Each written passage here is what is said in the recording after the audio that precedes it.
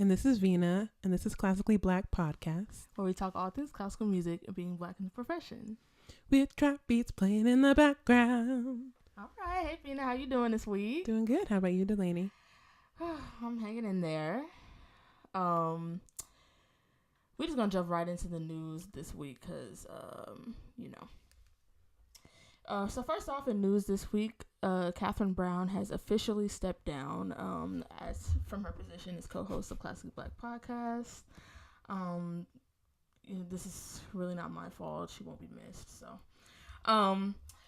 next up in news, just wanted to address that just in case y'all were wondering. But anyway, congrats to Wesley Broadnax. I think that's how you say his name. He just became director of bands at UNC School of Music. He's in his 7th year as teaching professor and music director of bands at Drexel University. He received his bachelor's in music education from Stephen F. Austin, Texas State University. And he spent several years teaching in Texas public schools. He also got master's and doctoral music degrees in wind conducting from Michigan State University.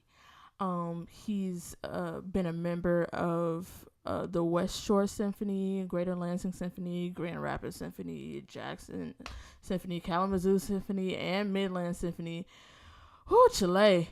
And the West Shore Symphony Brass Trio and Capitol Brass Quartet in Lansing as a trombone and euphonium player. That's amazing, Delaney.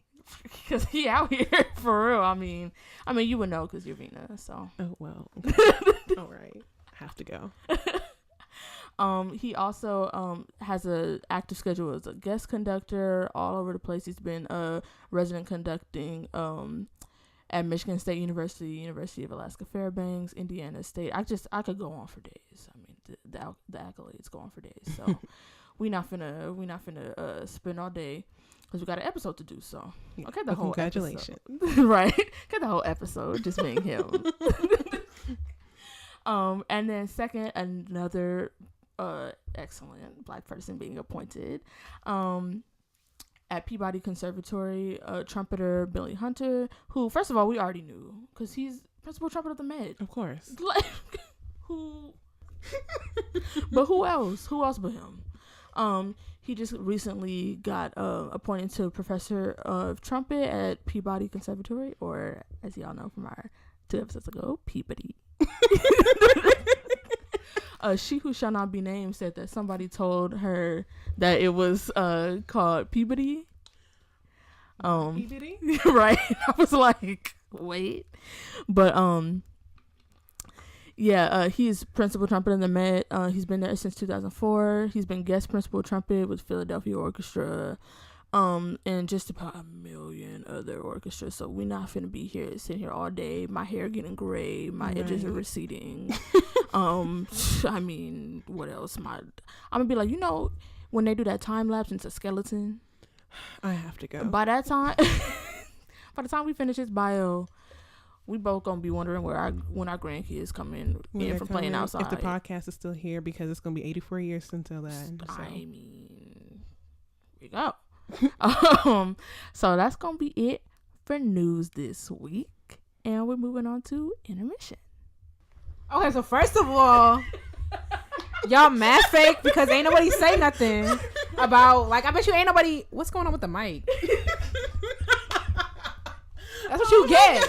High key. When it's not, when the mic fell, you know what that was? When you say she shall not be named, you mad fake for that. Hold on. Okay, I got plenty of problems. First of all, y'all fake the listeners too, because I bet you ain't nobody gas and be like, well, hold on. I bet you not. But then at the same time, they probably were like, let me just wait it out because they always up to something. I feel like after the Bakiana thing, don't nobody trust us.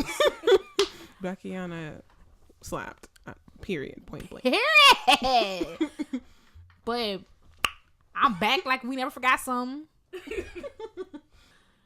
Okay, so on today we're gonna play one of the classic FM quizzes. Them they trifling over there. At Classic So we're gonna play the quiz. Which instrument should you learn to play? And we'll link the quiz. I just want to see what I get. So, you played already. Should we just play it? This one is different from the one I played because they have a quiz and then they have like a just like a flow chart where you answer a question and you just go. And for that one, I got viola. So, but I haven't played this one. Okay, so I'm gonna. You can follow along with this. So the first question: do you like being the center of attention? I'm gonna say no. It makes me uncomfortable. I'll say it depends on my mood. What you saying? What y'all saying? I don't mind it. You say yeah. You gonna say yeah? I live for attention. Hey, it's better than depends on the mood. Because it's more often than not, I probably want to be because vocal is high. All right, so I'm a select no because I don't. Okay. Do you have a long attention span? I'm gonna say yes. I love long films and can practice for hours. It's true. Same. I'm gonna say the same answer. Really? I'm gonna say okay. Literally not at all. Seems like an exaggeration for me. I'm not gonna make it seem like I'm out here with a brain like a peanut. But okay, it's 10 minutes in. So I'll say sort of.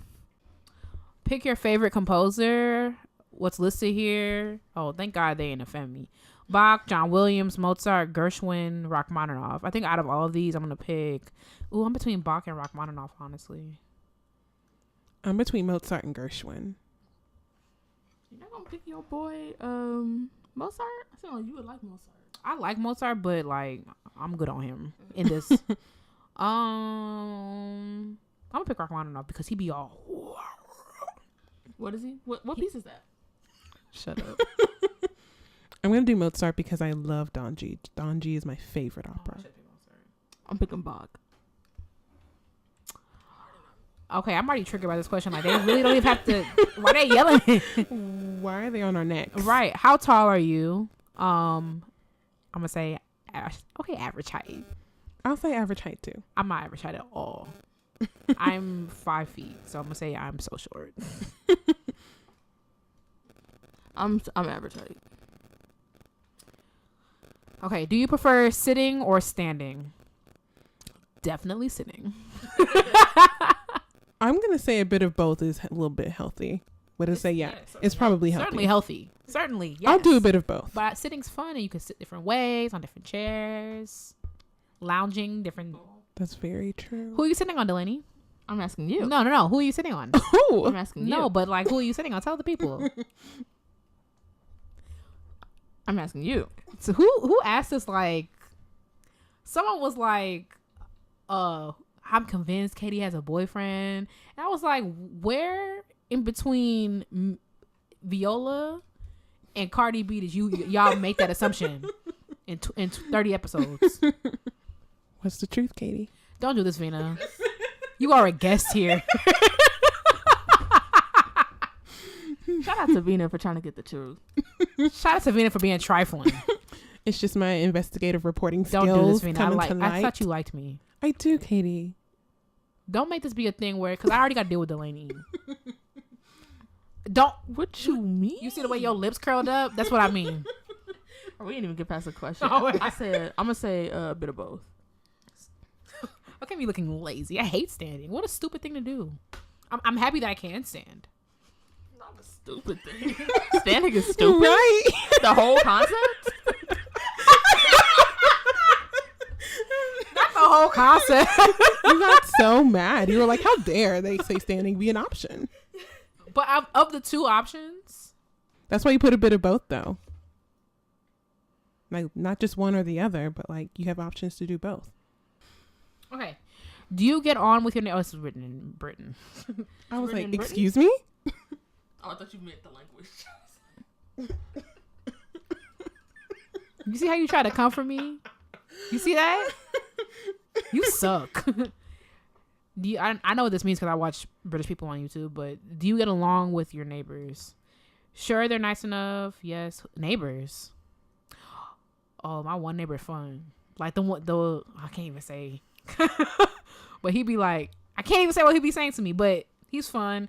And then Little Feet upstairs. Little Feet's a little girl that lives upstairs. She's like 2, and I don't know her name, so I'll call her Little Feet because all you hear all day is do with her little feet.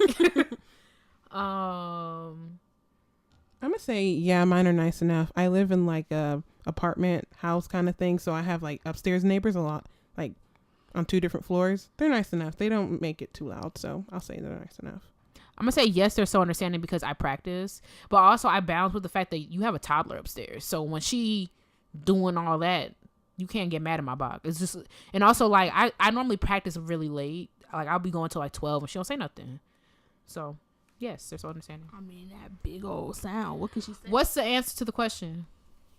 What could she say? What's the answer to the question? I'm gonna say mine are nice enough. All the people like on your floor? Yeah, let's just move on. What sort of car do you have? I'm gonna say a small one because it's proportionate to my size. Kermaine got in my car, be like, your car is so bra-da-da and da-da-da. I'm like, look at me. Why would I get a car, a big old car? When I'm sorry, I'm sure I'm not gonna be hopping up into nothing. You know how I look? I'm like Kevin Hart. Stop. Veena? Yes. I would say a small one because I don't have a really big car. It's just a small little nice Nissan. I do have a big car because I'm a bass player. Yeah. Okay, Prius. Wait, no, Prius fits bass. Yeah, but this car, I have to be able to fit my flight case in it. Like a Prius, I can fit my case with a soft case, but not a flight case. What do you like to do after a gig? The second one. I'm gonna say. I'm assuming the first one means food. It says get drinks and a bit of. Yeah, I don't know what that is. I'm just gonna say that. Yeah, I think it's go food. out. Yeah, I'll do that too. I was gonna say go home and cry over my terrible performance, but I usually don't do that after a gig. Yeah. I'll say chat with the band and then go home. Are you a natural leader? These answers aren't really. I would say yeah. I don't love to lead, but I do lead, so I'll say that one. I'll say that one too. I like to lead. Yeah, I'll say that one too, just because things tend to go better when they do it my way. So, you speak in facts. Group projects. I don't even want to talk about that. I just want to say I'm a grad student. I think I have graduated from doing group projects. Just period. And also, while we on the subject, my music history class had a professionalism grade. I'm grown. I'm about to be 26 in July. I'm not getting a grade based on how much I raised my hand. I don't want to be here. I did not. I'm only in this class because all the other good classes ran out. Like, I'm not finna. Ooh, Pee-Wee, it's my show. Get out of here with that. No. And I'm mad. I saw the grade and I'm like, I ain't even mad. Go ahead. I think I said, I kind of one hand how many times I said something in that class. And it's 14 weeks and 2 hours each time. Out of here with that. Got me messed up. How rich are you? I'm a student, so super duper poor. Super duper. I'm talking about super duper poor. I'm going to pick, I have some money, because that's the middle one. I don't think I'm super duper poor at this point. We're at a different level. Daddy Warbucks. Daddy Warbucks? Yep. Okay, Daddy savings account. Finally flourishing. Well, finally happening after that piece of wood that I bought, so. Okay, what y'all get? I got violin. I got oboe. Okay, coming for Jasmine's neck. Okay, but what about my questions exactly, had oboe? yeah. First of all, I said I don't like being the center of attention. Meanwhile, Oboe be floating above. I said I have a big car. Like, this quiz fraudulent. I got flute. I don't like what it says already. You're a teeny tiny person who should play a teeny tiny instrument like the flute. You have a pretty easy lifestyle. What? And this small, highly transportable instrument would add no great stress to your life, except being literally the center of attention on every orchestral piece and in every opera. Yeah. And chapped lips. oh, That's true. what you say? Mine says violin, but it says we get it. You might really want to learn to play the double bass, but if your car isn't big enough. Oh, sorry. But what if your car isn't big enough? Question mark. That's a dumb. Okay. And also it says, what if the reality of standing up on stage for 2 hours makes your feet sore, your back ache, and your motivation plummet? And I'm like, okay, well, you started with a compliment and then you just. Mine says you should play the oboe. You're quietly confident, but a great team player, which will make you super lovable, reliable member of the woodwind section. I guess. But you're the woodwind. And it says team player. I didn't select that. I was like, okay. Sure. What's the? I really think it was the car question. The car question, and you said you weren't a student, so they were like, "Oh, yeah, I said a big expensive too. Them reading. You make reads." I remember Jasmine talking about it. She's just making reads all the time. And she got to buy machines to help her make like, multiple machines to make reads. So you got. All right, I said something. That's funny. I did play violin for a while, so that's interesting. I'm glad you gave the girls a chance and stuck to being a vocalist. All right. Okay. It's not exactly how that happened, but I appreciate your comment. It's not?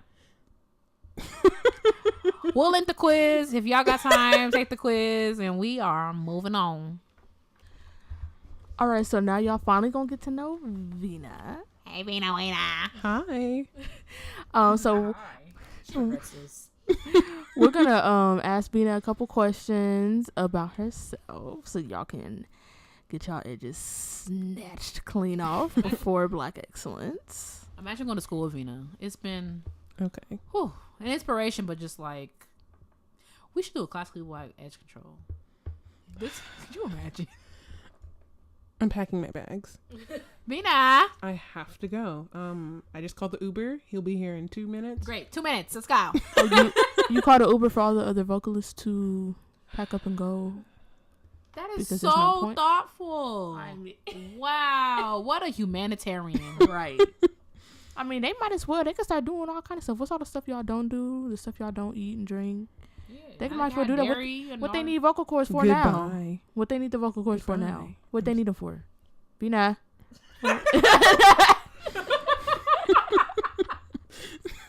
I feel like I'm being interrogated.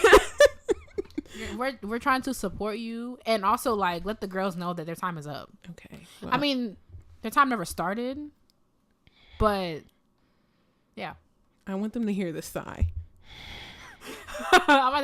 Okay. Finally something in the mic. Hilarious. Accurate. Okay, Veena, tell the people about yourself. We know about you from Arkansas and John like that, but tell people. Yes, I'm originally from Little Rock, Arkansas. I went to my undergrad at the University of Central Arkansas, and I'm at Eastman School of Music for my master's degree in voice performance and literature. I graduate next week. That's so crazy. By the time this aired, you already graduated. That's crazy. Yesterday. Congrats. Thank you. You too, Katie. What's that face? Meanwhile, Katie graduated magna cum laude. Is that the first one? Which one's better, magna cum or summa? I think it's magna. Magna cum laude. Why would I help you be trifling towards me? Let's look it up. Veena got time today. The question. Answer the question. Oh, like what specifically do you want to know? I want to know everything. I'm one of 6. Second oldest. Later. My father is originally from Cameroon and my mother is from Uganda. So I'm a first generation American. What else? As I said before, my favorite opera is Don Giovanni by Mozart. The first opera I ever saw was The Marriage of Figaro. So I'm very biased towards Mozart because he's been a lot of firsts for me. Okay, so tell us how you got started in music and a little bit about your musical journey.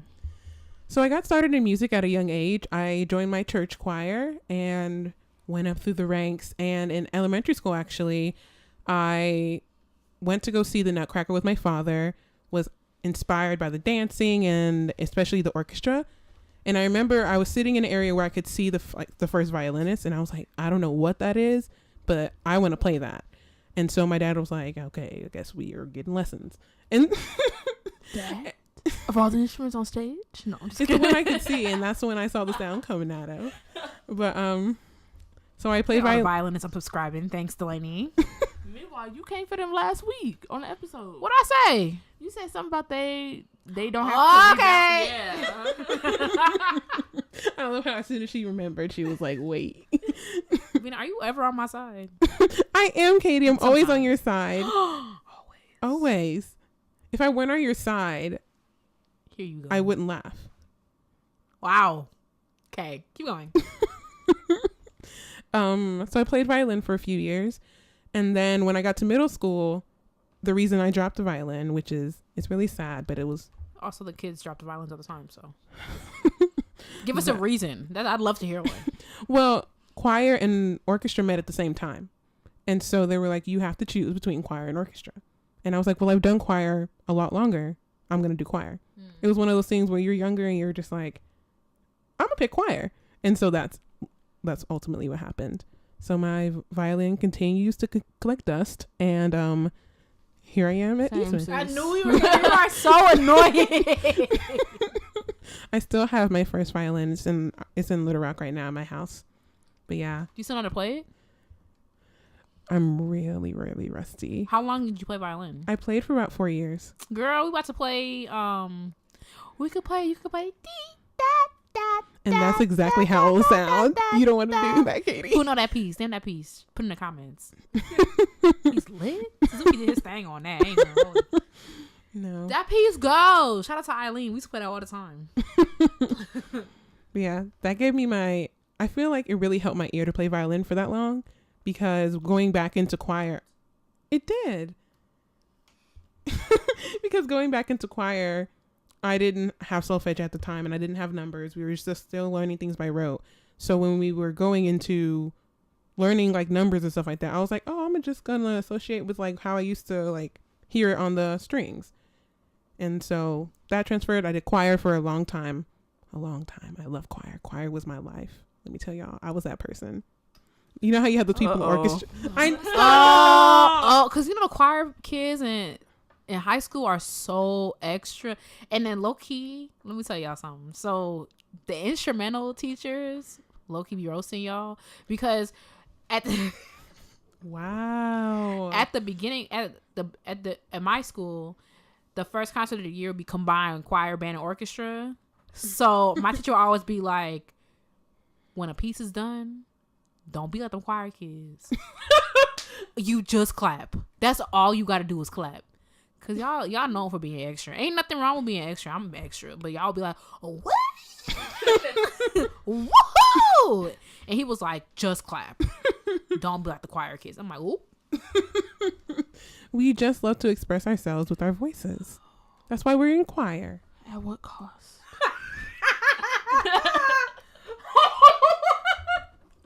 Be the dancing down the hallway. All that. Let me tell you, my family has stories of me just singing in the house. Like my dad is downstairs, my stepmother's downstairs, and I'm up in the kitchen making food, cooking and singing. They're like, wow. And then as soon as I went to undergrad, they were like, it's quiet. And I was like, see, y'all missed me.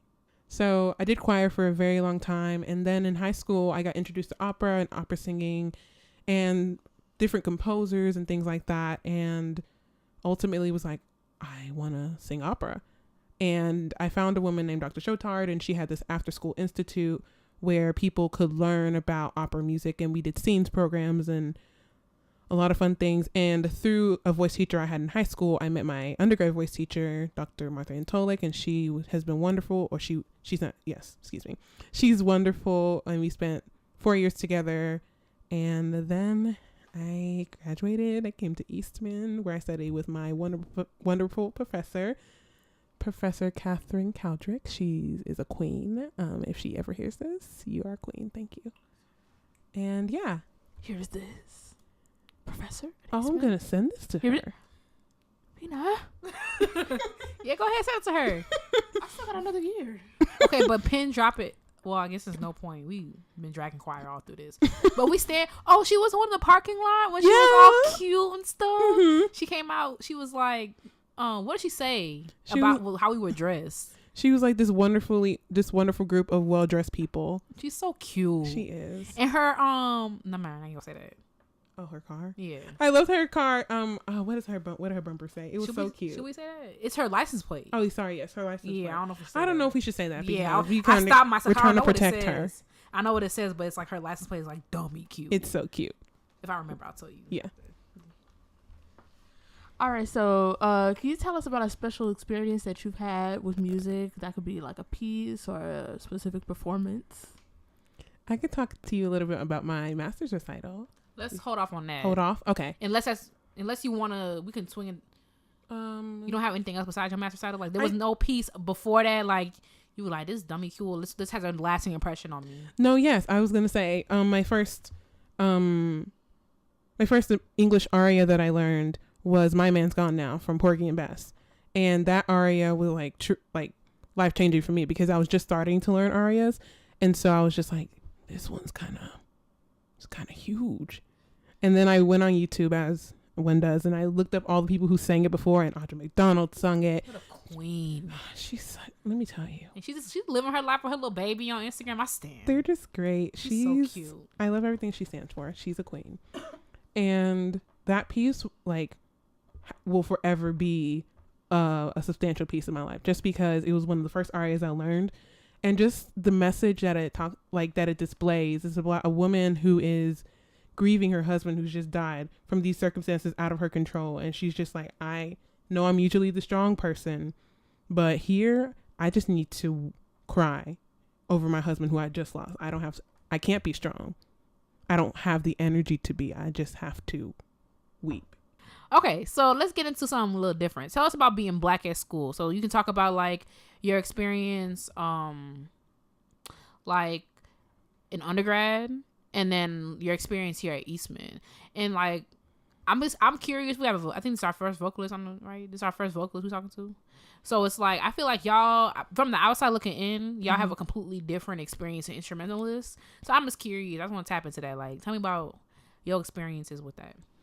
Well, my experience being a vocalist, especially coming from a specifically choir background, I've always been a minority amongst choir people, whether it be in all-state or just in my own personal choirs in high school, undergraduate, and things like that.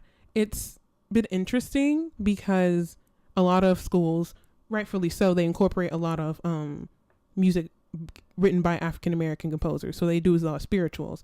And they typically do look to the African-American student to sing the spiritual because they want to.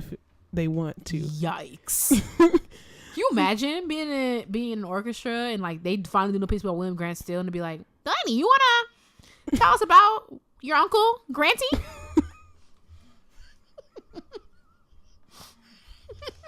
Your Uncle Granty? Yeah? You want to tell us about your experience growing up with your uncle, William Grant Still? It's been great talking to you, Veena. I was wondering, I was like, who's Granty? It just clicked with me. You're talking about William Still. Mr. William Grant Still, excuse me. Come on, mister. That's Dr. Maya Angelou. You remember that? Yes. And I was like, facts. Facts. And also, you're dragging someone who's dead. That doesn't make sense. And also, she was rude. Right. And she's not your equal. She was around our age, and I was like, this can't just be a Southern thing where you refer to people as sir or ma'am. Because even if she got doctor wrong, she said Maya. Right. And I was like, wait. Can you imagine rolling up to your teacher? What up, George? I still have problems with the teachers will say, call me this. And I'm like, yes, sir. Yes, ma'am. It's just a part of me. Right. How we get here? We always go off on something. And I feel bad because we know how to bring it back, but Veena's like, we know it's falling along with the tangent. So oh, I talked about singing spirituals. Okay. There you go.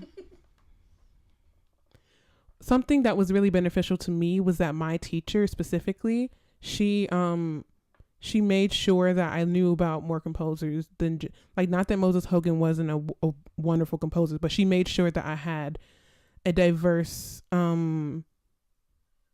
education as far as African American composers, because she thought, she was like, it's important, and especially here in the South, we typically tend to do one or the other, which isn't, again, acknowledging those composers isn't bad, but you have other composers. You have Margaret Bonds. You have, like you said, William Grant Still. You have these other composers who have great art song and African American art song that you should be doing, and it should be incorporated more into this curriculum just as much as like learning German lead.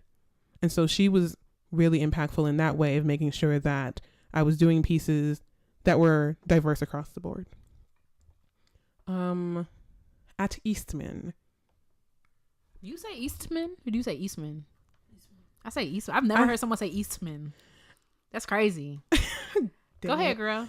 Okay. You know, I saw all them diction classes. Right. Eastman. Yes. Yes, man. Like, you have to make sure you're heard, especially in Kilborn. It'll swallow your consonant. I talk like I got cotton balls in my mouth.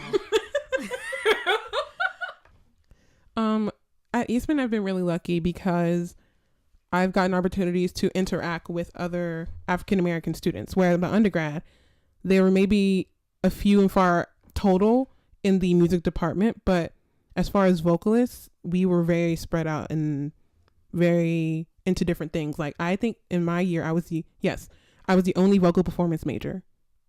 Everybody else was vocal music education. And so, but again, I was the only African American woman in the class. And then coming here, I am the only person in my class who is a vocalist, a master's in performance and literature in her second year. But like I said, the BSE here has been super essential because I met you all, and I've also interacted more with instrumentalists, which I don't know about y'all, but you guys intimidate me so much. You see, I'm glad someone is privy. Yeah. That she be doing a lot. When you be hearing me being like, can you stop or whatever, like, now you see.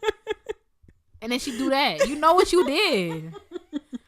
Okay, let's talk about that just for a second. Let's pull over. Yeah. You said we're intimidating. Y'all literally walk through the halls, skipping, singing 3-part song, and we're intimidating? Y'all be all... and you have to worry. Be like, what? Leave me alone. Just one more time. Just leave me alone. Like, we intimidating? I think it's because you all have ensembles that you already meet each other in, versus outside of BSE, unless we're doing like a chamber work or we're doing like collegium or something else involving an orchestra, we don't really interact unless we have classes, And so in that way, you guys already have that kind of like, oh, okay, I will have naturally met you because we are in maybe an ensemble together, or we're in, we go to the same master class because it involves this set of instruments like strings. I don't know if that happens. So forgive me if it doesn't happen. But whereas I feel like the voice department is kind of like its own like little island. Yeah, I mean, this is probably the most I've interacted with vocalists, meaning you and Marcus, because like y'all be doing y'all own thing. Yeah, and it sucks because the curriculum isn't written to where we would have interacted as much as we would have outside of. Remember that class I was in with you? That yes, I remember the ALP class. And I was like, who is this girl? And then I got your number, and then due to a series of unfortunate events, I ended up dropping the class. Also, the teacher came for me, and I'm not the 1, the 2, or the 3, so I was just like, nah, this ain't it. The 1, the 2, or the 3, she said. She's the 4. No, I remember you, and I was so confused because I was like, I thought there was another black girl in this class, and like it was a lot that went into that. Yeah, but like, that class looked stupid anyway. So, but I'm glad we were able to reconnect. This makes me happy. Yeah. All right, so can you talk a little bit about being black in the profession, any adversity or struggles that you've encountered, just being black in classical music and opera specifically? I specifically in my time, at least here at Eastman, haven't experienced anything that happened because I was African American. Excuse me. Let me just use your terminology, because I was Black. But I know outside of the school four walls or whatever, there is a double thought that has to happen to cast an African American woman sometimes, because you think of a role and you see a certain woman perform it, and then if someone who is Black comes in and sings it perfectly, sings it phenomenally, you then have to, depending on who's casting, some people think you have to then format her to fit versus format things to fit around her in that way. What do you mean by that? So like, let's say let me think of an opera. Okay, let's make it plain real quick. Okay. Remember the 1992, 1993 version of Cinderella with like Whoopi Goldberg? Yes. And the white dude. Yes. And the Asian son. Yes. That can exist in opera. And I want more people to do that. Like, when I saw that movie, it almost inspired me more to want to sing, because I was like, oh, it doesn't matter. As long as you're talented, as long as you can bring everything into the game, you're set. So like, use what you said and talk about that a little bit more. So you said fitting her like Whoopi Goldberg, right? Do you remember that movie well? Yes. Okay, so did they do anything in your recollection to fit the movie to her? I mean, like excluding Brandy, right? It's little feet. Did they do anything to fit? It's more that because she's an African American woman, people would think that, oh, then everybody in the cast has to be African American, which again is not a bad thing. But what I loved about the movie is that they cast Whoopi and her son was Asian, and then the other man was white, and that was fine. It's the fact that people feel like, or from what I've seen, and hopefully it's changing. I haven't actually like gone and looked at like this season's shows, but it's just like people feel like it has to be all or nothing. Yeah. Versus having a cast that can be more diverse. Especially, I think something like opera, where it's like open to interpretation, you know. Yes. I mean, like, yeah, like when Mozart were writing these operas, like the people who were around him were white, but it's like there's nothing in his librettos that say these are white people, right? You know, the only opera we are aware of that does that is Porgy and Bess, right? So it's like when you have something that's open to interpretation like that, I feel like it shouldn't matter, you know. And like, yeah, like you might say like, oh, it's set in Vienna or whatever, or it's set in Turkey, you know. I forgot which one of his things is set in Turkey. I'm blanking on it. And it's like, well, Black people are everywhere. Right. You ignore us, but we're everywhere. So that doesn't really make sense, you know? And it's like, something like the girls went crazy. Remember, I'm not really into Harry Potter because my mother didn't let me read it, but, Hermione was a Black girl, you know what I'm saying? Yeah. And like the girls went mad. I mean, I forgot what, there was something like a remake or something going around on Twitter a couple of weeks ago, and the girls were in their feelings because Hermione was Black. And I'm like, go back to the source. And even JK herself was like, I never said she wasn't. Right. And they cast Hermione, Emma Watson, and she did beautifully. Yeah, oh yeah. But again, she was like, Emma, that doesn't fine. take anything away from her. But at the same time, I never said that she couldn't be Black. And even Rue from the Hunger Games, like y'all like to see whiteness everywhere. I'm like, how is that not born to you, especially in a country like America, when it's not reflecting the population? That doesn't make sense, right? And I feel like the more that we can see people who look like them on stage in a diverse set or in a diverse casting, the more people will think it's plausible to do, and also are more invested in seeing it more, because they're like, oh, this is a person of color who's similar to me performing on the stage. I want my son, daughter, cousin. It doesn't have to be like your child, but I want somebody else in my family to experience this and be excited the same way I am. Like Hamilton. People got even more excited about Hamilton because it had minority cast and because people were able to see themselves more and more on the stage. And so it's just things like that. That's like, it's possible, and people will come if you allow the opportunities to exist for people. And it's like, it's not like, you know, it has to be like a drop in quality. There's people out here. There are people of color. There's Asian people whatever Latino, Hispanic people that can do these things. Like y'all just are not interested. Like y'all want to keep doing what y'all been doing, but why? It doesn't make sense. Oh, okay. I don't know. Like Angel Blue, she was the first African American Violetta to be at La Scala. Come on, accent. Like you heard that panache in there? Hey, come on, diction. You better hope after how many summers I know Italian. But yeah, I don't know. Well, I think we're moving closer and closer to balance. You know what I'm saying? But it just makes me feel some type of way because none of these people, except for maybe Wagner, where it was implied that like it should be all white. You know what I'm saying? What I do like is that the opera world is changing and there is more new opera coming out, which means there is that sense of wanting more diversity because no one's done the role. So you don't see it in a certain light. You don't hear a certain voice. You don't see a certain person. You're looking for somebody who can bring your music to life. And that's what I love about how the opera world is changing. I've noticed more and more companies are doing, they're not maybe huge works, but they're doing smaller, newer works. And they're providing more opportunities for people of color to premiere roles. And like I said again, to be seen on the stage. Like I think Glimmerglass is doing this opera called Blue. And it's about this African American family, this young black couple, as they're raising their son in 21st century America. And we see the father's a police officer, the mother who's supported by a loving community of fellow officers. And then they were having to navigate that. The father's a police officer? Yeah. Oh. And so it's just like stories like that are new and not told, but they're giving opportunities for people and for different stories to be told, which I am obsessed with.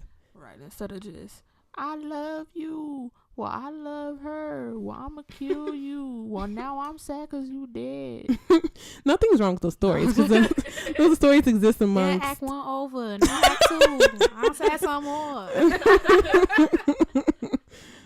Like I said, those stories are valid for every cultural background. It's just allowing the different cultural backgrounds to sing about it that I would love to see more. And what I am singing more of. So it's inspiring to see that.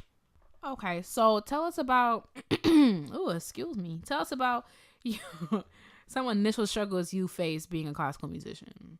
Like, you can talk about that, or you talk about like how do you balance your creative life versus your personal life? Blase, whoop de whoop. Y'all all say the same thing. I ain't got one, but go ahead. Y'all know you be getting hit up. So how you? Right. Veenas DMs ain't never dry. So if the lie was told, it's gonna be her right now. Well, I'm in Veenas DMs. I need me a snorkel or a scuba tank. Right. Y'all are really telling these lies. We lying or you lying? Anyway, to answer your question, I'll talk about the balance first. It is a struggle to find the balance because, especially now that I'm a new graduate, finding that I'm speaking it. It's happened. Finding that balance of like, okay, now I'm out of school, gigging and auditioning, and finding that balance. But then at the same time, understanding that you are a human being, and you do want, and like we all live for human connection and making those connections. And so I haven't found my perfect balance of it, but I strive to at least stop, Katie. You all see Delaney too? But I can't look at Delaney because I bust out laughing because I can already see her. Kate. What was I saying? Boot up. Right. No. Meanwhile, everybody else finding connections to you, and you like, not good enough. So because they're probably not. But I don't even know why these guys are trying. Okay. Well. Anyway. Look at them throwing themselves at you. We can talk more after this. Oh, there's tea, y'all. There's not tea. There is no tea. Actually, the kettle is piping, and there's just steam coming out. There's no water. But to have, okay, never mind. This ain't no science podcast. Go ahead, girl. I love you lots. Scientifically Black podcast. As I was saying it, I was like, that's incorrect. But hopefully they can just take this out. I know Eastman School of Science, so No, no, y'all, but that's basic. I should know that. There needs to be water for them to be steamed. Go ahead. Just take that out. Oh, I'm sorry, beloved. I hate you. The internet is so rude. Go ahead. But no, it's always. I feel like it. At least right now, it's kind of a struggle to find that balance because I really do want to focus on making sure that these next few years are very like leading me in the direction I want to go career wise. But at the same time, like I said, you have to find that balance. So finding that balance is a struggle, but I'm working every day to find it. That's what I can say about me personally finding that work-life balance. Clearing your DMs one at a time. What if I were to just like accept it? What would y'all do? I mean, we'll keep going, but with a different tone. Oh God. It'd just be a higher pitched tone. Ask La Jasmine. Okay. Jasmine, we'll talk later. But the first part, initial struggles.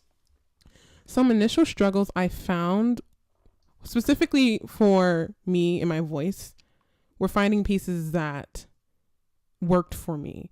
And then once I found the pieces that worked for me, trying to sing them and also trying to make them connect to me, but not seeing people doing it who I felt were connecting. Because I have felt difficulties specifically because of how I had to learn music and how fast I've had to learn music. Yeah. As far as I went to, all throughout high school, we learned numbers. Then I got to undergrad and I had to learn solfege, which is a completely different system. You learn about but essentially it's a way to teach you how to read music.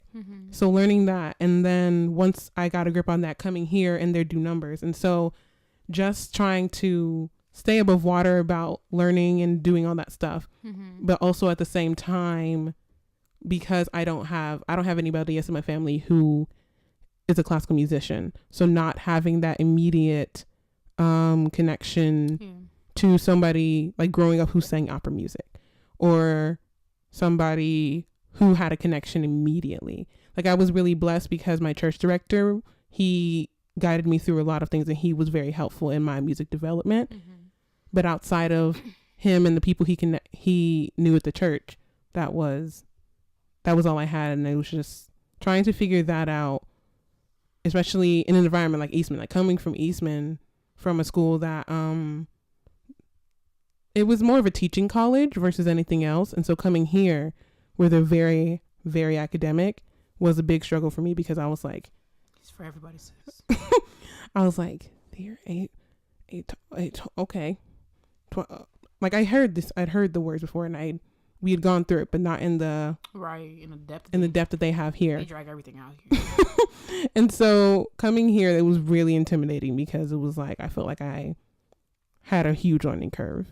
So doing that, and then on top of that, trying to do your own instrument and learn things new about your voice. Because the thing about the voice is it's always changing. And it sits somewhere different almost every day. And it's just like craziness.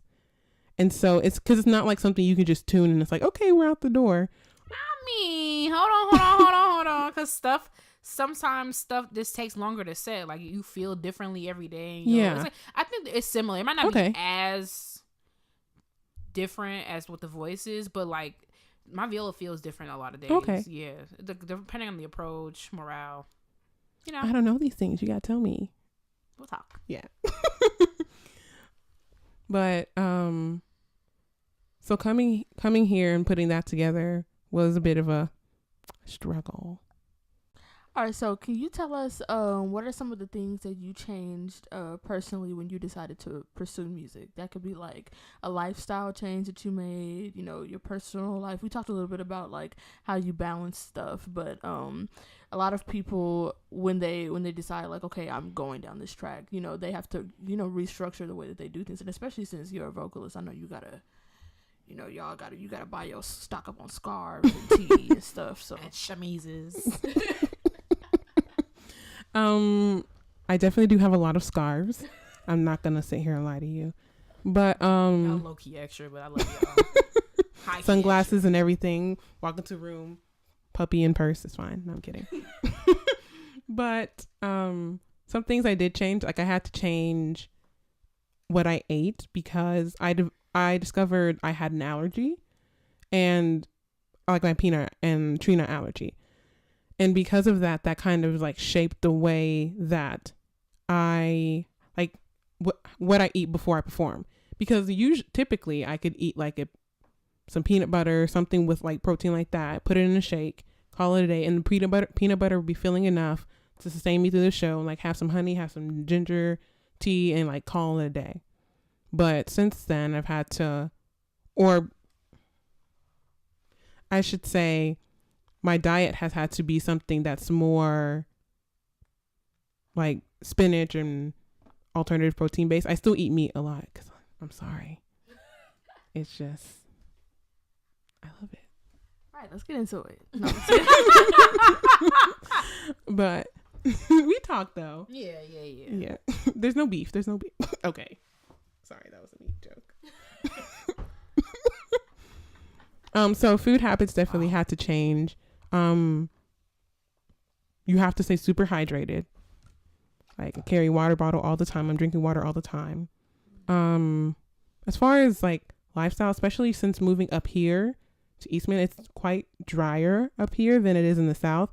So I've had to use my humidifier more. I've had to warm up a little extra. I've had like drink 2 times as much water as I usually would have back home because it's so dry here. Wear scarves.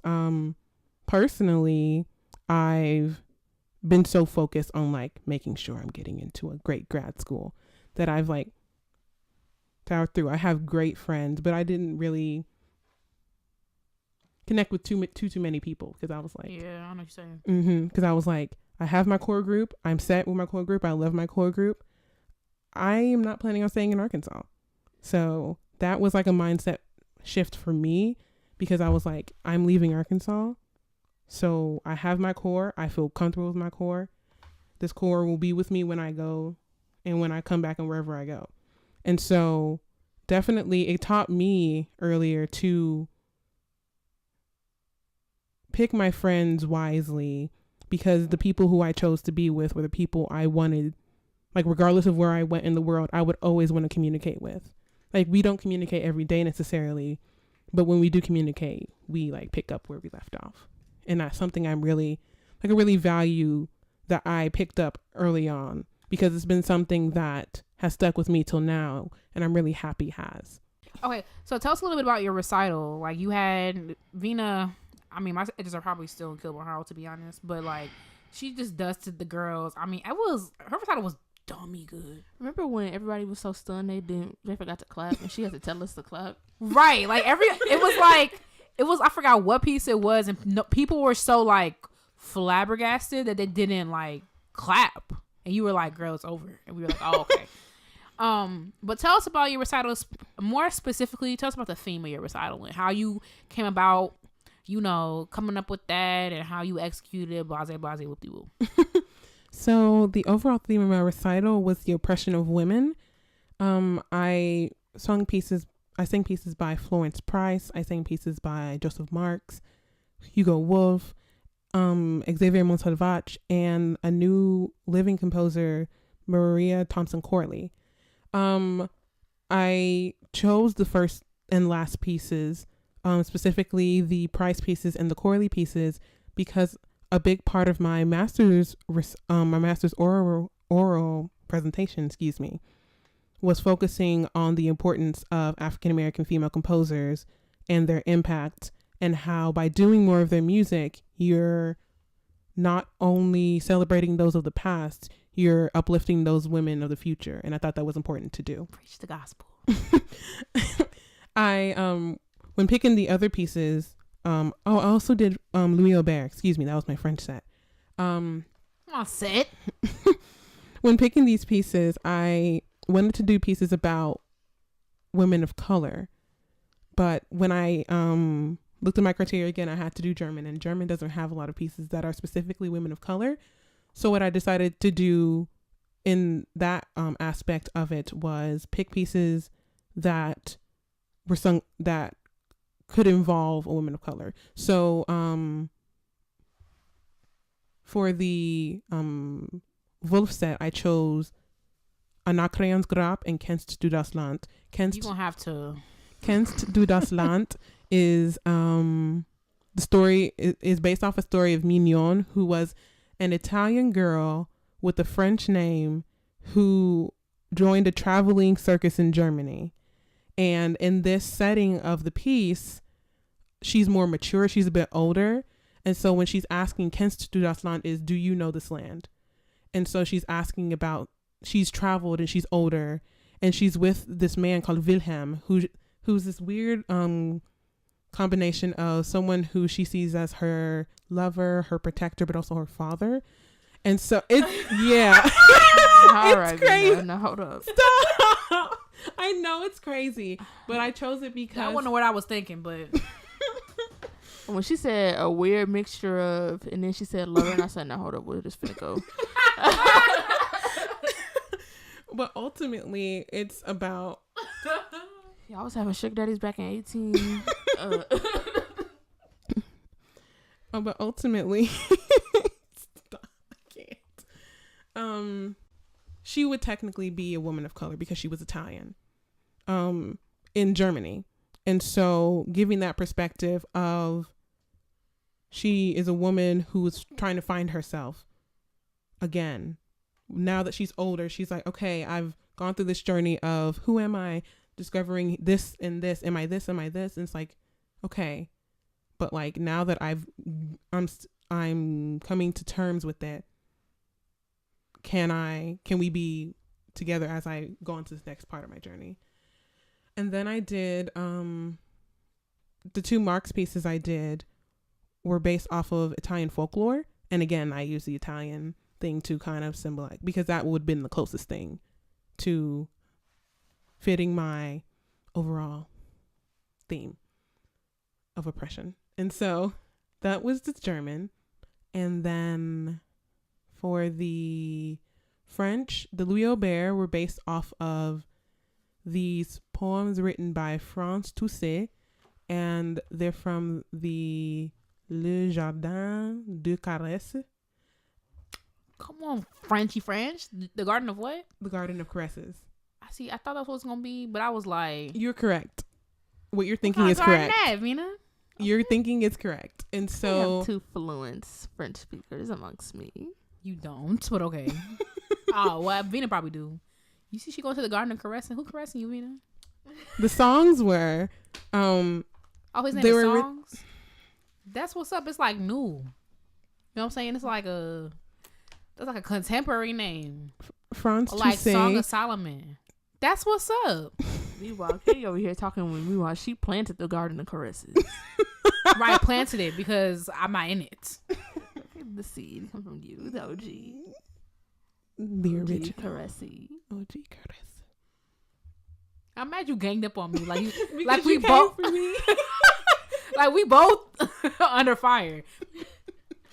That's cool. Go ahead, talk about your little garden. So it was originally written in Arabic, and so I took that and was like, okay, this was originally written from people of color. So I sang about that. I chose 3 pieces from there. They were beautiful. One was Le Mirage. The second one I sang was Le Visage Penché, and the third one I sang was L'Adieu. And they were just all different perspectives. The first one is about the person seeing the mirage of a lover in a dream, and then waking up being like, oh, but I know I can't dream of you again because you never have the same dream twice. So it's like, oh, that's kind of messed up. Like, dang. That one's like, you're just like, dang, that sucks. And then the second one is about how they see, or someone observing their lover and being like, stay that way so I can like visualize you in this way. And then ultimately the person pulls away and he was like, then why were we even here doing this? Why did you even answer the question, Veena? Why did you Let's even talk about pay it. attention? Why do y'all waste time? So that's the third one. That's the second one I sang, but it's the third one in the set. Excuse me. And then the fifth one and the third one I sang is l'adieu, and that's basically about someone seeing their lover but having to be away from them, but then ultimately saying that, well, we'll never be really apart because every word reminds me of you. Oh, that's so cute. It's cute. Whatever. And then the one I was really, really hyped about were the 5 Spanish pieces by Xavier Monsalvat. When you were like, oh, hey! Yeah. Like what? That was, no, yeah. When she caressed the piano and stuff. Veena was out here. Those are pieces written by Monsalvat, and they're from the perspective of Afro-Cuban women and Creole women during the Spanish Civil War. And so my interpretation was making it 5 different people and there were 5 different perspectives. So like in the first one, it was about somebody reminiscing about how Cuba used to be. The second one was from the perspective of actually somebody who's catcalling and sexually assaulting somebody.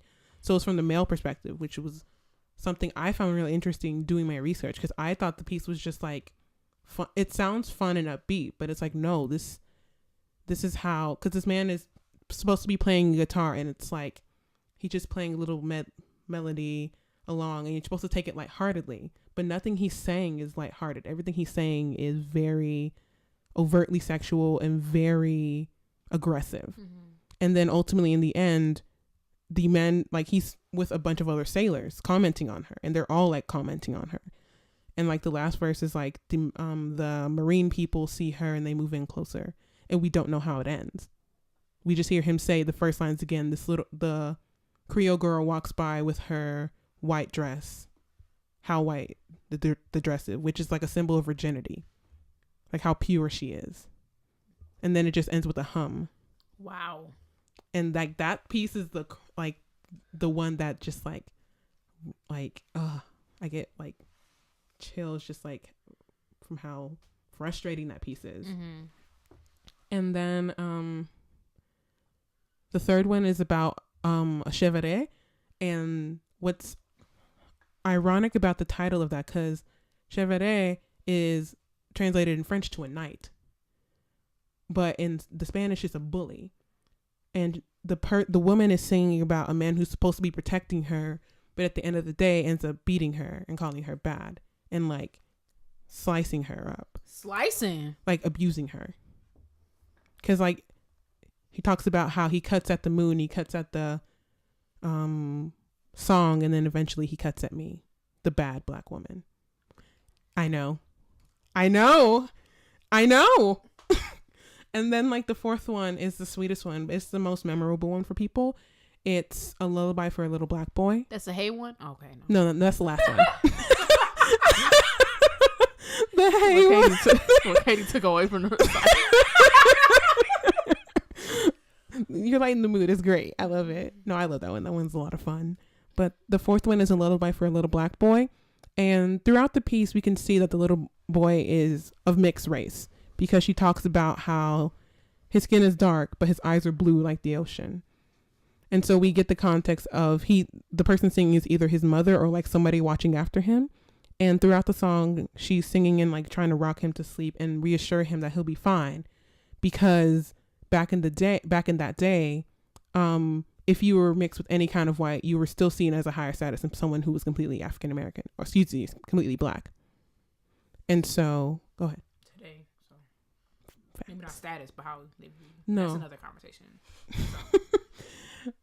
But I mean, did I lie? I love y'all though. All y'all. But she's reassuring him like, no, the master will take care of you, or the senor, excuse me, senor is Italian. Senor will take care of you. He'll buy you a little suit. You'll be fine. You'll be protected and taken care of, because even though you're black, you have blue eyes and fair skin. So you will be okay and you'll be protected. Wow. And then the last one is Canto Negro. And that's the one that, the Hey song. And that's basically his interpretation of what the people would have been singing like in a celebration or a dance. And it's basically, so they have a word in there called solongo, And a solongo is like a parody of what they would have, or caricature, I should say, of what the Spanish people saw black men as. And the solongo was a person who was lazy, super appreciative of the job and whatever status was given to him by the white man, and someone who was carefree. And so in this song, carefree, first of all, I'm not gonna talk about that. Lazy, we literally built everything. Okay, we built everything, y'all. This was their derogatory term for people. Everything y'all have. It's this very soil we stand on, sit on. Oh, my favorite, sitting. And so, like, this is their interpretation. They've taken it and they're basically making this like a happy song, and so basically they're reclaiming the word solongo. Oh, okay. And so, like, throughout the piece, like, they're getting faster. They're hey!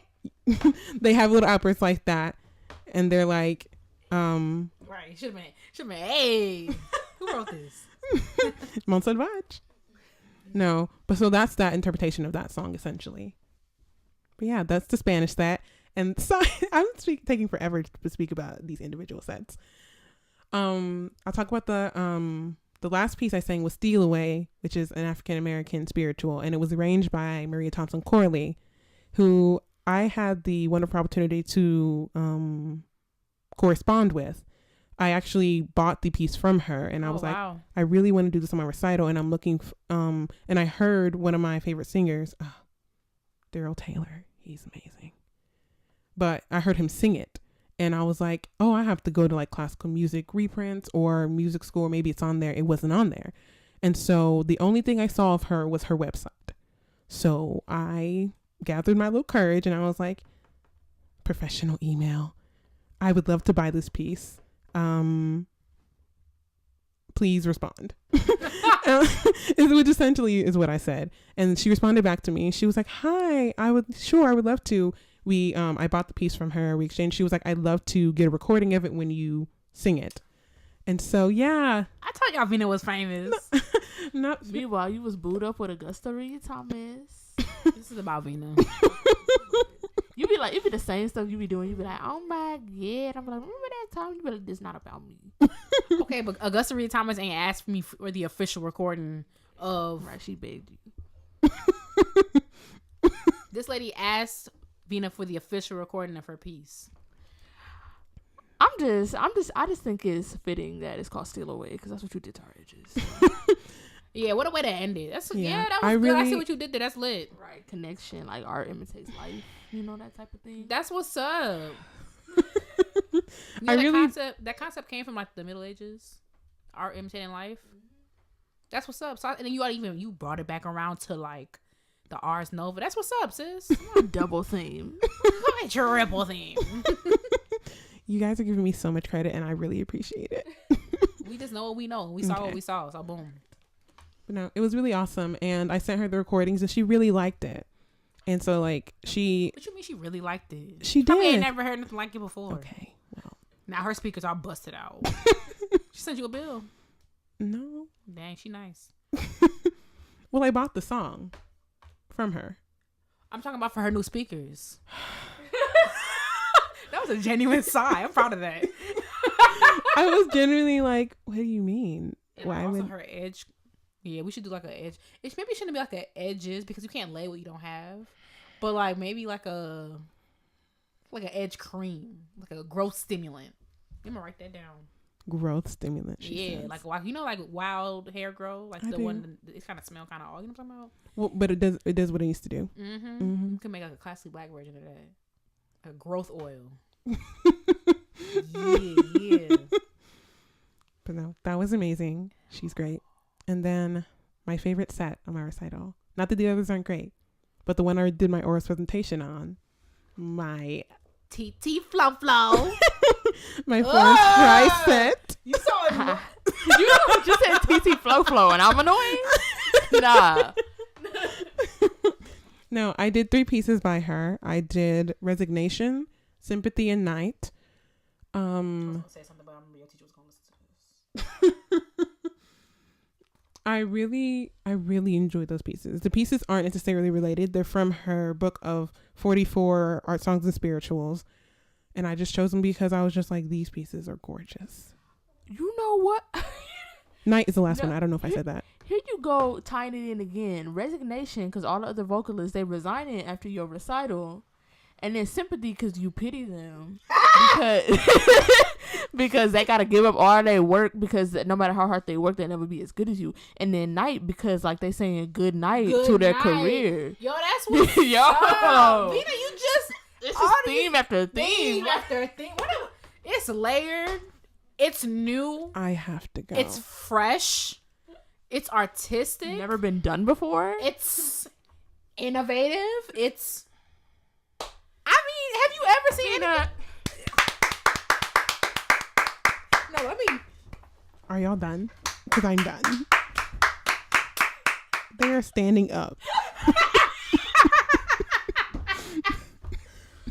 Anybody who ever wanted to do an interview with us is probably like, it's probably not worth it. Yeah, at this point, this is probably the last interview. Every time we ask somebody, you know, it's gonna be people who haven't listened before. Like, yeah, I might could come through. But you know what? Veena's a real one because she listens to the show. Yes. Right, and knows us. And so she more importantly, the letter. Like, and you came anyway. Shout out to a real one. Bravery. And tolerant. Let's not forget tolerant. And all the other things we said before. Innovative, sympathetic, empathetic. I mean, you know what the good thing is? Veena can't sing every lead role at every opera company in the country. So it's like, some girls have a chance. And also, there's also like Girl with Bucket and like ensemble member number 4. As long as they remember that you have a chance because Veena lets you have a chance. I think that's the most important thing. It's like, Veena did this for me. Supreme leader. That's what's up. Dang. Like generosity. Imagine being that dope. Like, imagine like. Let's have a moment of silence for Veena. No. I'm not dead. Jesus. I mean, but their careers are, so let's have a moment of silence for the careers. Day is done, gone the sun from the lakes. See, look, this guy saying, "Calm down." From the sky, all is well. Safely rest. God, it's not. See, even Veena dancing. Wow. In memoriam of Yahoo thoughts. Okay. What were we even talking about? Her Florence Price. Oh yeah. I'm glad you remember. You gotta remember. I know, I'm bad. But no, I just really resonated with those 3 pieces, specifically the sympathy one, because it all tied into like how I grew up and all that stuff. So the poet, the poet for this piece was Paul Laurence Dunbar. And what's funny is I went to Paul Laurence Dunbar Middle School, and there we learned about Paul Laurence Dunbar. We learned about a few of his poems and his poetry. And one of the poems that I remembered was Sympathy. And that was just like, okay, you know that. And then in high school, I went to Little Rock Central High School, and right across the street was the Little Rock Historic Site, where they had different exhibits during different times of the year. And one of the exhibits was the Renaissances that happened, and I just happened to see Florence Price's name. And I was like, who's that? I went to my voice teacher, and she was like, oh, honey. Right. Let us teach you who she is. And from then on, I was like, oh, she's great. And she's from Little Rock, just like me. So it's like in my little high school head, I was like, connection. And then in undergrad, my teacher I spoke of earlier, she loved Florence Price. What's not to love? She was just like, oh, like loving ice cream. Right. She was like, you have to learn these pieces. Here's like Hold Fast to Dreams. Here's My Soul's Anchored in the Lord, especially this one, because Marian Anderson sang this one, and it's everything. And I was just like overwhelmed, but also very excited that she knew about all these pieces. And then from undergrad alone, I decided to try and incorporate a piece, or at least a set a Florence Price in any recital I do, because I tried to learn all of them as much as I could in undergrad, but you have other composers to get through, another you have to prepare for recitals and different things, so you have to meet certain requirements. But for me, a personal goal was to incorporate either a piece or a set by Florence Price. TT Flow. Yes, TT Flow, excuse me. Rest in peace, rest in love. But so being able to do one here was amazing. And last year I was a recipient of the Lynx scholarship, and there I also had some Florence Price on there, so that was awesome. And she's just the queen and was revolutionary. Birds of a feather. Thank you. It's so crazy because in doing my research about her, she died unfortunately, or like she died relatively young. It's young today. Yeah. And so it's just like, imagine, because she died before she went to Europe. She was planning on going to Europe, and so she's like imagine if like she had like stayed in Europe and composed more and more pieces. Oh, I know them Europeans, they was sweating. They was like, yo, we gotta right. Batten down the hatches. She coming over here. Right. I mean, because like they find out how mediocre the other composers they've been standing for are in comparison. Yeah, I could see why. Yeah. And it's just like so crazy how, because I think about it now and I'm like, oh, that's bomb. But then I have to take a breather and then think about the context of everything that was happening when she was alive and the fact that she still did what she did. And it's just like, well, I'm packing my bags. Have a great day. Florence Price is a queen. Have a like. Y'all fans can never. Never have. Exactly. It's amazing. They never will. It's just like, and people know about her, but I think people know about her more and more now because there was music found, and like someone bought a summer home that used to be her summer home, and thankfully there are people who were like, this music could be important. Yeah, because it could have gone a different direction. Mm-hmm. People could have been like, what's all this old stuff for? Throw it away. Mm-hmm. But they were like, no, this looks like it could be significant. Let's start music into a department somewhere and see what happens. Mm-hmm. And like, that's why I'm thankful for technology, because they probably just Googled the composer and were like, oh, we need to send this to somebody. Yeah. But it's just like, imagine that had been found like earlier, like how much. Yeah. I could go on. I love her. All right, so we've talked, a lot about music. It's Classically Black podcast. But can you tell us a little bit about some of the other things you enjoy doing besides snatching edges and singing? I really ending careers and the like. So something it's more recently gotten into. I really like gaming. Surprise. Hi. You like what? Gaming. Gaming. Yes. Okay. Is there an issue with that, Katie? No, girl. She won't look at me. She's what happened? I heard dating, then I heard ganging, and I was like, gaming. Excuse me, gaming. Find out you on the set. On the set. I've never heard it called that. No, you know what? Let's stop. What kind of go ahead. Gaming. I play Assassin's Creed, and I play like Super Smash Bros. Those are my two go-tos when I'm stressed. But mostly just those two. I'm not like a super like intense gamer. Like I don't play online and things like that. I don't have a lot of like other gamer community friends. I usually just play like solo mode, and I'm like, let's do that. Oh, I like playing The Sims. That's a lot of fun. But that's the extent of my gaming. But I like to do it outside of singing. It takes my mind away into a different world, which is why I like it a lot in that way. Oh, my teacher says that a lot. Yeah, like doing stuff that's like completely opposite of like I like doing. And you get to but it's something that you still create, or there's still like a storyline. Because if there's not a storyline, I don't like it. Really, I like to box. I haven't done it in a while because like life, but like, well, it's one of my favorite hobbies because it's so left field from viola. It's just like you just get to hit stuff. That's true. Have you heard about the axe throwing place? You said what? There's an axe throwing place here. I think there's 2. That don't sound fun. Axe throwing. It don't sound fun. You just throwing the axe. I mean, but you could throw it as hard as you want to. And I'm not really. I don't get aggression out like that. I just like hit. Like it's just fun to be like 1 2 1 2 1 2 1.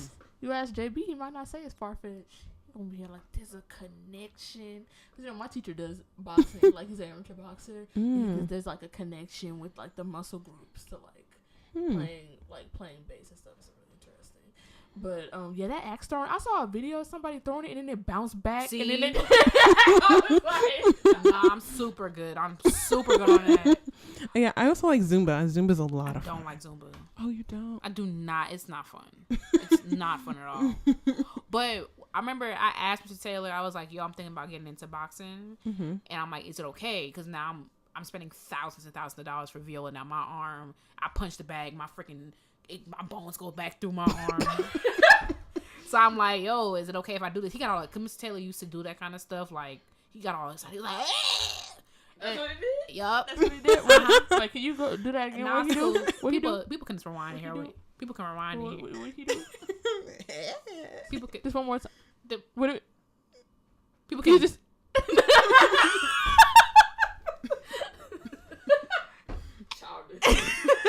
But like, there's like, he was talking about like punching through. Make sure you're punching through the thing, and like it's just like follow through for your shifts. I'm like, I just want to punch stuff. Everything don't gotta be related to viola, Miss Taylor. I like cooking a lot. For who? Myself. And Myself. Who else? Me, myself, and I. No, but who be joining you? Who be My joining roommate y'all? sometimes. Who's your roommate? Her name is Francesca. I actually had 2 other ones, Kathy and Henry. Hi guys, if you're listening or if you hear this. Who you having candlelight dinners with? Right, that's what we want to know. Nobody. I am single. For now. Right. First of all, now they lining up outside your door. Veena, please. Right, baby, please. You remember that episode of the Cosby Show with Theo? Baby, please. Baby. Oh no, the one with Theo was when he messed up with Justine. He was like, Justine. You didn't see that? I'm gonna show you. I think I have. Veena. Ba-da-da-da. Oh yes. Sorry. What a waste. Anyway, Do I do anything else? so we got edges, cooking, gaming. Oh, I really like makeup. Oh, makeup. Yeah. That's good. I think it's what. I don't know. I was gonna say when you said gaming, I was like, that's right. Play these men. These what? These men. These dudes. Dudes. Yeah, play these dudes. I like it. Because they let her play, don't they? That's another podcast. I don't want to talk about it. Okay. Lastly, what advice do you have for young Black classical musicians about to enter the field, all excited and unscathed? It's not that bad, y'all. It's not. Something I would say specifically. Oh my God. Or Pacifically or Atlantically? Which one? All right. You're not talking about no. Stop! I was tongue tied. A teacher said that to me. I'm like, you could really relax. Because I speak with a lisp low key. Dead Sea. How about that? Yeah, I should have said something smart. Arctic Ocean. Arctic Oceanically. I was like, Pacifically, what you want? He was like, because I like to get tongue tied every once in a while. Everybody gets tongue tied. He was like, specifically or Atlantically. I'm like, you don't have to say all that. Answer the question first of all. Being all loud. I would say that always be working on your sight reading, especially as a vocalist, because the more I see the opera world now, they're doing newer music, and a lot of it's not super tonal. And so the faster you can learn music, the better you are, and the more hireable you are. I would also say don't drop the piano. Don't drop playing it. Oh, okay. Because sorry, I was following and then I wasn't. Sorry. Don't give up on the piano. She will always be your friend. She will remain your friend, tried and true. She tries me a lot. Something my teacher always says. Find pieces that are your DNA.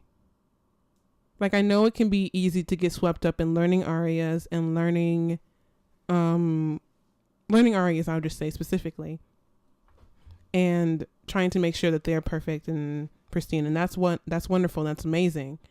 But always try and find pieces that are art songs that speak to you and speak to you as a person or you in your ethnic background.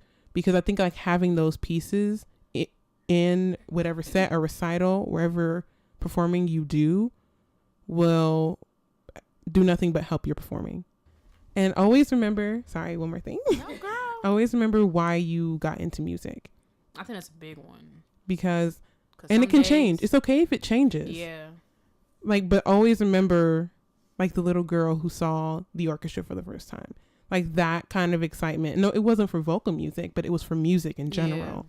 And so it's just like, remember that and try and remember that emotion and how you felt. Mm-hmm. And yeah, that's my 2 cents.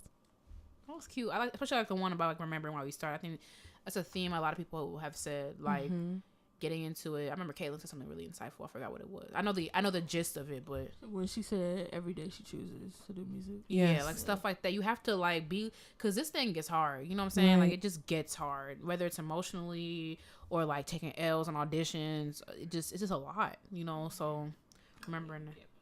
Yeah, I know you can't relate because they see your name and they be like, oh, okay, bet. L's happen for me and it's okay, but I also have to remember you're human. L standing for a lovely voice. Thank you.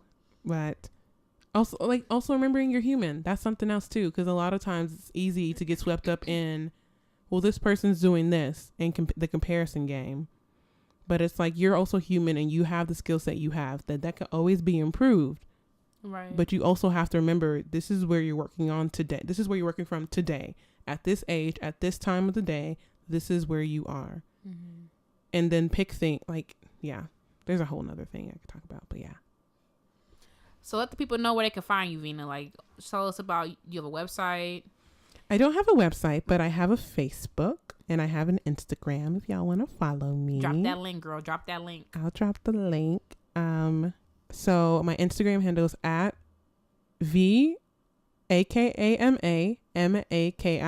So it's Veena AkamaMakia, my last name. You can follow me on Insta. And on Facebook, Facebook, as my sister used to say. Ha ha ha. On Facebook, you can type in Veena AkamaMakia, or you can do at Veena the Singer, and you'll get my Facebook web page. And we'll also link that for y'all if y'all want to go see what Veena doing, what she working with, and tie your edges down when you do it. This is a forewarning. Okay. So, Veena, thank you so much for talking with us. Tell us about your life and sharing your world with the girls, and we are moving on to Black Excellence, where we hype you up, gas you up, and give you your props because there's room for everybody at the top. Who you got this week? Delaney. So as I forgot. Actually, there's no Black Excellence. As y'all, nah, you're not finna do this. So as y'all know, yesterday, May 19th, May 19th, Eastman School of Music had their commencement ceremony. Do, do, do, do. Hey, do, do, do, do, do, do, do,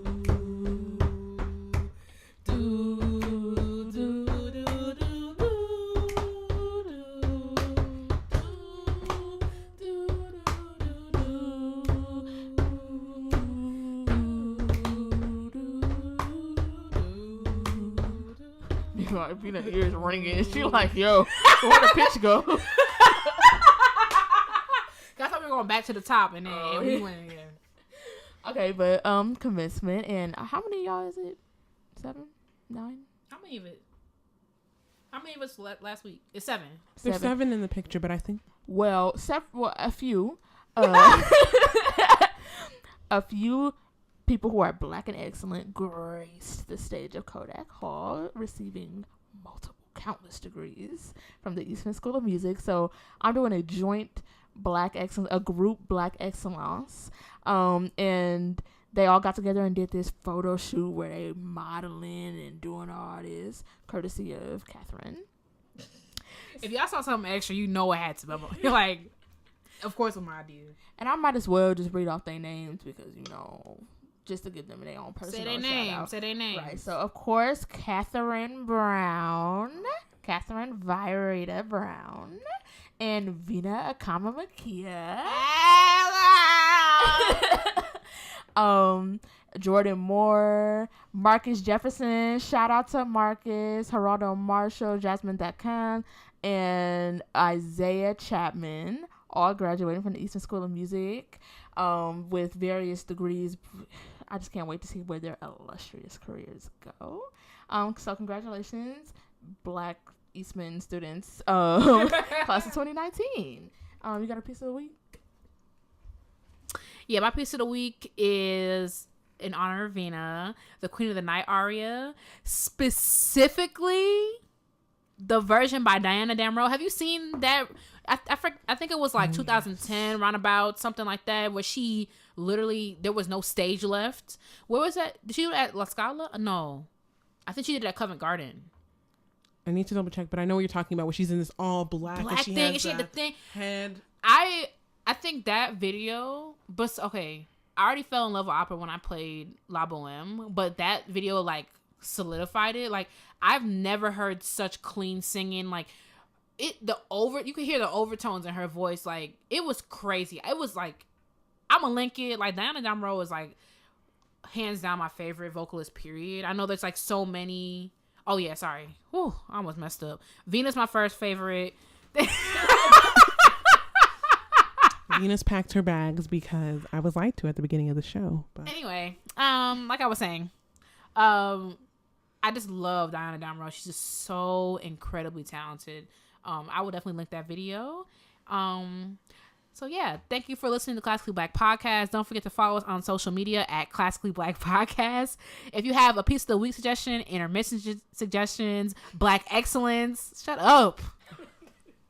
Email us at classicallyblackpodcast@gmail.com, and we will talk to y'all on next week. Bye, y'all. Thanks for talking to us, Veena. Of course. Thanks for having me. Bye, y'all. Why?